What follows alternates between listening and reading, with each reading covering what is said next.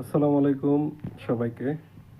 একটা বিষয়ে কথা বলতে চাচ্ছিলাম, যেটা হচ্ছে 2024 জুলাই পরবর্তী যে দলটা, যারা এই জুলাইকে নেতৃত্ব দিয়েছে, এনসিপি।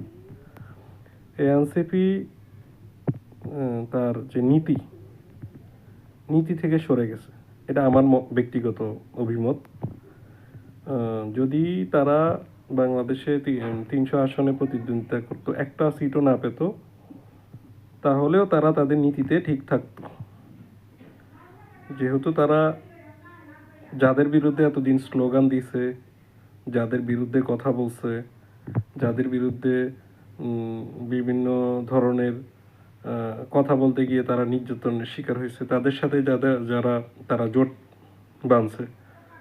সো এইটা অ্যাজ এ বাংলাদেশের নাগরিক হিসাবে আমার কাছে ব্যক্তিগতভাবে ভালো লাগে নাই। সো আপনাদের কাছে কেমন লাগছে এটা একটু জানাবেন।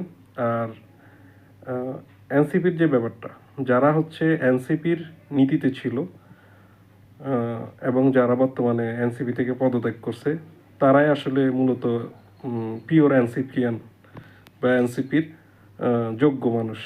তারা তাদের নীতিতে ঠিক আছে বলেই আজকে এনসিপি থেকে সরে দাঁড়াইছে। সো আপনারা জানাবেন আমার যে যে কথাগুলো বলেছি সেগুলো আসলে কতটুকু সত্য। হ্যাঁ, ধন্যবাদ সবাইকে।